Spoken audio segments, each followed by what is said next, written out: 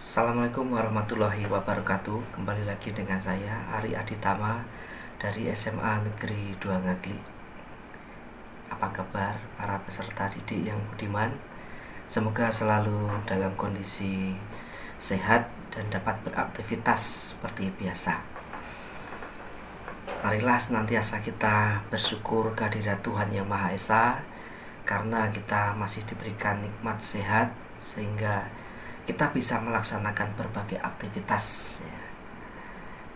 Nikmat sehat adalah nikmat yang sangat luar biasa, dan nikmat-nikmat tersebut mari kita syukuri. Alhamdulillahirabbil alamin. Kompetensi dasar yang akan kita pelajari pada kesempatan kali ini yaitu 3.7, mengidentifikasi nilai-nilai dan isi yang terkandung dalam cerita rakyat atau hikayat, baik lisan maupun tulis.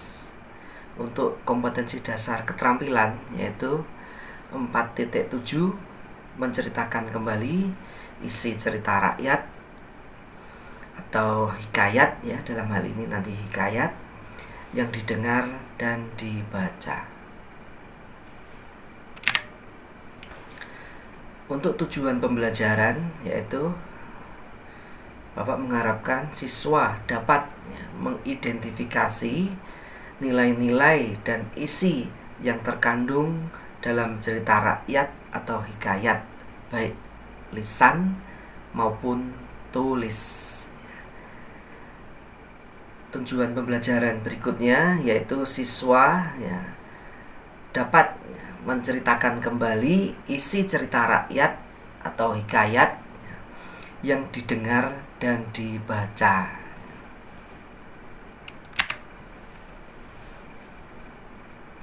Cerita rakyat atau hikayat adalah karya sastra lama.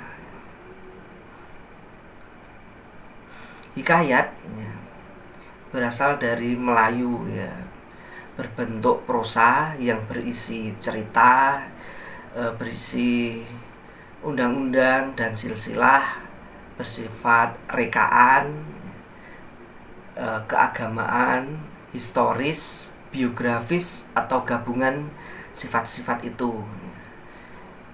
Hikayat itu pada zaman dahulu dibaca untuk pelipur lara, pembangkit semangat juang, atau sekadar untuk meramaikan pesta. Contoh hikayat misalnya hikayat Hang Tuah, hikayat Perang Palembang, hikayat 1001 Malam. Para peserta didik yang budiman, meskipun hikayat adalah sastra klasik, ternyata di dalam hikayat itu terdapat nilai-nilai yang masih relevan dengan kehidupan saat ini.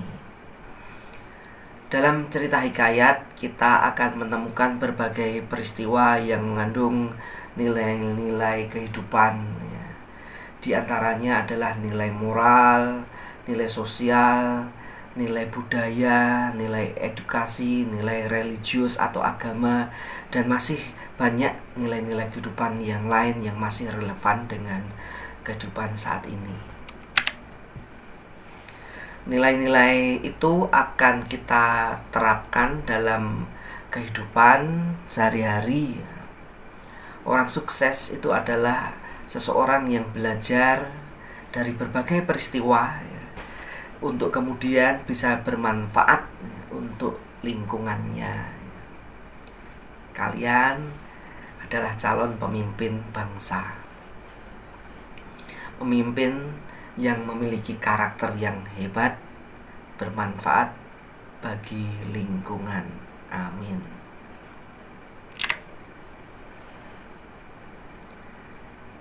Untuk dapat menceritakan kembali isi hikayat, sebaiknya kita dapat menemukan apa yang ada di dalam suatu cerita rakyat atau hikayat. Hal-hal yang dapat kita temukan di dalam hikayat itu antara lain ada unsur intrinsik dan unsur ekstrinsik. Unsur intrinsik itu antara lain ada penokohan, ada tema, ada amanat, ada alur. Ada unsur ekstrinsik ya, misalnya unsur nilai-nilai kehidupan ya, antara lain misalnya nilai agama, nilai sosial, nilai budaya, dan berbagai macam nilai lainnya. Kemudian isi tersebut ya kita ceritakan kembali dengan menggunakan bahasa yang lebih familiar dan mudah dipahami oleh orang lain. Tetapi untuk itu ada beberapa langkah-langkah ya yang akan kita gunakan. Misalnya yang pertama, baca secara cermat hikayat secara menyeluruh ya. Kemudian yang kedua, mencatat ya, mengartikan kata-kata yang sulit. Adapun kata-kata sulit itu adalah kata-kata yang arkais atau kata-kata kuno. Mengapa ada kata-kata kuno ya? Sebab hikayat itu sendiri merupakan Melayu, karya sastra Melayu kuno yang tentu saja di dalamnya menggunakan bahasa kuno atau bahasa Melayu kuno yang sudah jarang kita temukan. Nanti kita akan dapat menemukan kata-kata tersebut di dalam hikayat. Kemudian selanjutnya pahami ya urutan peristiwa yang terjadi di dalam hikayat. Kemudian yang keempat ya, identifikasi tokoh-tokoh penting. Misalnya tokoh utama, tokoh tambahan, dan yang tentu saja dengan kita menemukan tokoh-tokoh tersebut ya kita akan mudah ya dalam menceritakan kembali apa yang ada di dalam suatu hikayat. Setelah kita mengidentifikasi tokoh-tokoh yang ada di dalam hikayat, kemudian ceritakan kembali hikayat yang telah kamu baca. Gunakan bahasa Indonesia yang mudah dipahami. Saat menceritakan kembali isi hikayat ya, ada beberapa hal yang perlu diperhatikan. Antara lain tetap mempertahankan alur asli. Hikayat diceritakan kembali dengan bahasa yang mudah dipahami. Kita bisa menggunakan jenis teks eksposisi ya, yang susunannya itu adalah ada tesis, argumentasi. Pada bagian argumentasi kita bisa menceritakan kembali rangkaian peristiwa yang terjadi di dalam hikayat. Kemudian untuk yang terakhir, penegasan ulang. Pada bagian ini sampaikan kembali nilai-nilai yang terkandung di dalam suatu hikayat. Bagaimana? Sudah jelas langkah-langkah dalam menceritakan teks hikayat? Nah, kalau sudah paham, Bapak akan menceritakan teks hikayat yang berjudul Hikayat Indra Bangsawan. Tersebutlah perkataan seorang raja yang bernama Indra Bungsu dari negeri Kobat Syahrial. Setelah beberapa lama di atas kerajaan, tiada juga beroleh putra. Maka pada suatu hari ia pun menyuruh orang membaca doa kunut dan bersedekah kepada fakir dan miskin. Hatta beberapa lama Tuan Putri Siti Kendi pun hamilah dan bersalin 2 orang putra laki-laki. Adapun yang tua keluarnya dengan panah dan yang muda dengan pedang. Maka Baginda pun terlalu amat sukacita dan menamai anaknya yang tua Syahperi dan anaknya yang muda bernama Indra Bangsawan. Nah, untuk paragraf yang pertama ini ya dapat kita temukan nilai agama ya. Apa itu? Nah, ini ada di kalimat ke satu dua 3 ya. Maka pada suatu hari ia pun menyuruh orang membaca doa kunut dan bersedekah kepada fakir dan miskin. Nah, ini merupakan nilai agama. Dan pada bagian ini ya terdapat kata-kata arkais atau bahasa Melayu kuno. Apa itu? Nah, ini ada kata hatta. Hatta itu merupakan konjungsi. Konjungsi yang sama dengan artinya dengan makna lalu, kemudian, dan sebagainya. Kadang konjungsi yang ada di dalam hikayat itu tidak usah kita artikan. Selanjutnya, maka anak Anda baginda yang 2 orang itu pun sampailah usia 7 tahun dan dititahkan pergi mengaji kepada Mu'alim Sufyan. Sesudah tahu mengaji, mereka dititah pula mengaji kitab usul fikih hingga syaraf tafsir sekaliannya diketahuinya. Setelah beberapa lamanya, mereka belajar pula ilmu senjata, ilmu hikmat, dan isyarat tipu perang, tipu peperangan ya. Maka baginda pun bimbanglah, tidak tahu siapa yang patut dirayakan dalam negeri, karena anaknya kedua orang itu sama-sama gagah ya. Jikalau baginda pun mencari muslihat, ia menceritakan kepada kedua anaknya bahwa ia bermimpi ya, bertemu dengan seorang pemuda yang berkata kepadanya, barang siapa yang dapat mencari buluh perindu yang dipegangnya, ialah yang patut ya, menjadi raja di dalam negeri. Setelah mendengar kata-kata baginda ya, Syahperi dan Indra Bangsawan pun bermohon pergi mencari buluh perindu. Mereka masuk hutan, keluar hutan, naik gunung, turun gunung, masuk rimba, keluar rimba, menuju ke arah matahari hidup.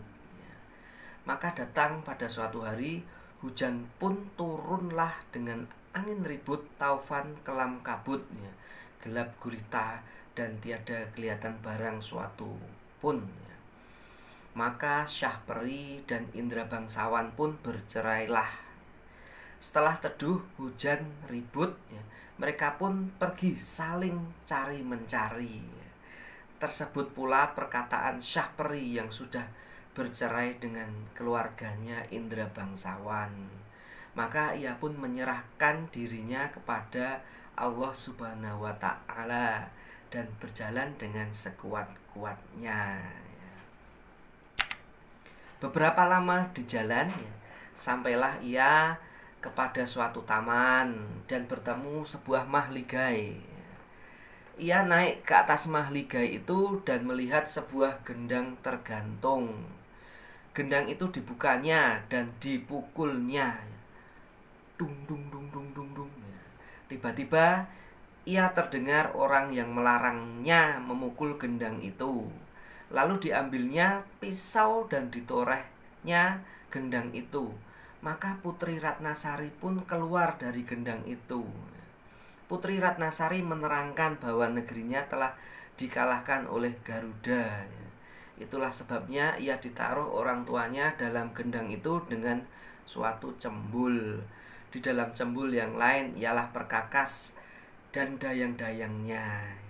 Di dalam cembul yang lain ialah perkakas dan dayang-dayangnya, dengan Syahperi mengeluarkan dayang-dayang itu. Tatkala Garuda itu datang, Garuda itu dibunuhnya. Maka Syahperi pun duduklah berkasih-kasihan dengan Putri Ratnasari sebagai suami istri, dihadap oleh segala dayang-dayang dan inang pengasuhnya. Tersebut pula perkataan Indra Bangsawan pergi mencari saudaranya. Ia sampai di suatu padang yang terlalu luas. Ia masuk di sebuah gua yang ada di padang itu dan bertemu dengan seorang raksasa ya. Raksasa itu menjadi neneknya dan menceritakan bahwa Indra bangsawan sedang berada di negeri antah berantah yang diperintah oleh Raja Kabir. Adapun Raja Kabir itu takluk kepada Buraksa dan akan menyerahkan putrinya, Putri Kemalasari, sebagai upeti. Kalau tiada demikian, negeri itu akan dibinasakan oleh Buraksa. Ditambahkannya bahwa Raja Kabir sudah mencanangkan bahwa barang siapa yang dapat membunuh Buraksa itu akan dinikahkan dengan anak perempuannya yang terlalu elok parasnya itu. Hatta beberapa lamanya Putri Kemalasari pun sakit mata, terlalu sangat. Para ahli nuju mengatakan bahwa air susu harimau yang beranak mudalah yang dapat menyembuhkan penyakit itu. Baginda bertitah lagi, barang siapa yang dapat susu harimau beranak muda, ialah yang akan menjadi suami Tuan Putri. Setelah mendengar kata-kata Baginda, si hutan pun pergi mengambil seruas buluh yang berisi susu kambing serta menyangkutkannya pada pohon kayu. Maka ia pun duduk menunggui pohon itu. Sarung kesaktiannya dikeluarkannya dan rupanya pun kembali seperti dahulu kala. Hatta datanglah sembilan orang anak raja meminta susu kambing yang disangkanya susu harimau beranak muda itu. Indra bangsawan berkata, susu itu tidak akan dijual dan hanya akan diberikan kepada orang yang menyediakan pahanya diselit besi hangat. Maka anak raja yang 9 orang itu pun menyingsingkan kainnya untuk diselit Indra bangsawan dengan besi panas.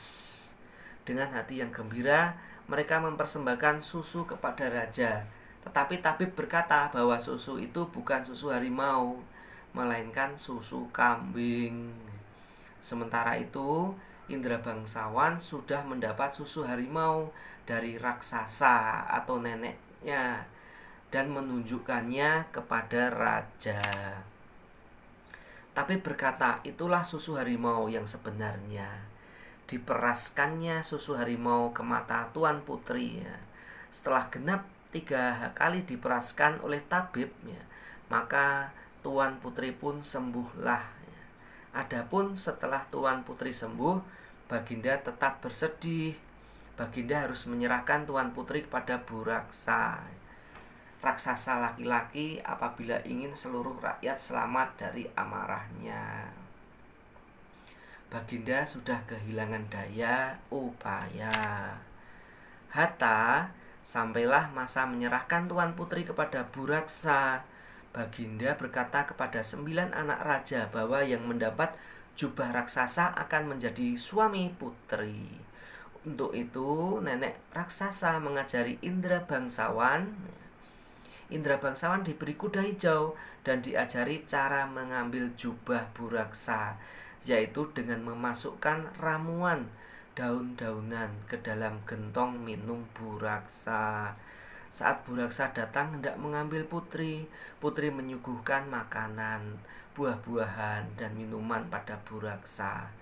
Tergoda sajian yang lezat itu, tanpa pikir panjang Buraksa menghabiskan semuanya, lalu meneguk habis air minum dalam gentong. Tak lama kemudian Buraksa tertidur. Indra bangsawan segera membawa lari putri dan mengambil jubah Buraksa. Hatta Buraksa terbangun. Buraksa menjadi lumpuh akibat ramuan daun-daunan dalam air minumnya. Kemudian 9 anak raja datang. Melihat Buraksa tak berdaya, mereka mengambil selimut Buraksa dan segera menghadap raja. Mereka hendak mengatakan kepada raja bahwa selimut Buraksa sebagai jubah Buraksa. Sesampainya di istana, Indra bangsawan segera menyerahkan putri dan jubah Buraksa. Hatta raja mengumumkan hari pernikahan Indra bangsawan dan putri. Saat itu 9 anak raja datang. Mendengar pengumuman itu, akhirnya mereka memilih untuk pergi. Mereka malu kalau sampai niat buruknya berbohong diketahui raja dan rakyatnya. Sumber buku kesusastraan Melayu klasik. Nah, itu tadi cerita hikayat Indra Bangsawan. Untuk selanjutnya, mari kita ceritakan kembali ya isi hikayat Indra Bangsawan tadi dengan menggunakan teks eksposisi. Nah, ini contohnya seperti ini ya. Tesis tadi ya. Nah, hikayat Indra Bangsawan ya, menceritakan tentang dua putra raja kembar ya, yang bernama Indra Bangsawan dan Syahperi. Baginda Raja menguji siapa yang paling layak untuk menjadi penggantinya. Berikut ini kisah hikayat Indra Bangsawan. Nah, pada tahap berikutnya kita ceritakan rangkaian peristiwanya. Nah, ini. Meski Baginda Raja bingung ya menentukan calon penggantinya sebagai raja, beliau tetap menyuruh kedua putranya untuk menuntut ilmu agar layak menjadi raja. Syahperi dan Indra Bangsawan pergi ya, mencari buluh perindu ya. Di tengah perjalanan, Syahperi dan Indra Bangsawan berpisah karena hujan dan badai. Syahperi berhasil menolong Putri Ratnasari dan dayang-dayangnya yang ditawan oleh Garuda.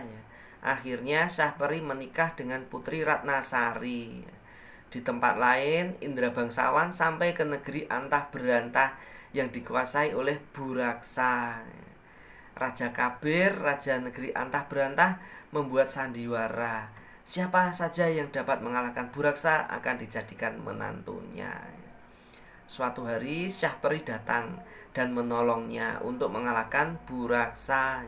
Akhirnya Indra Bangsawan ya menikah dengan Putri Kemalasari setelah berhasil membunuh Buraksa. Nah, itu merupakan peristiwa yang terjadi. Nah, sebagai penutup, begitulah cerita hikayat Indra Bangsawan. Dalam cerita ini terdapat berbagai nilai-nilai kehidupan yang masih sangat relevan. Nilai-nilai itu ya masih relevan dengan kehidupan saat ini. Nilai-nilai tersebut antara lain ada nilai agama yang mengajarkan kita untuk berdoa pasrah pada Tuhan Yang Maha Esa setelah berusaha. Berikut ini kutipannya ya. Maka pada suatu hari ia pun menyuruh orang membaca doa kunut dan bersedekah kepada fakir dan miskin. Nah, kutipan berikutnya, maka ia pun menyerahkan dirinya kepada Allah Subhanahu wa taala dan berjalan dengan sekuat-kuatnya. Dalam cerita juga dapat kita temukan nilai moral ya. Nilai moral sebagai orang tua yang mewajibkan anak untuk belajar. Nah, ini kutipannya. Maka anak Anda baginda yang dua orang itu pun sampailah usia 7 tahun dan dititahkan pergi mengaji kepada mu'alim Sofan.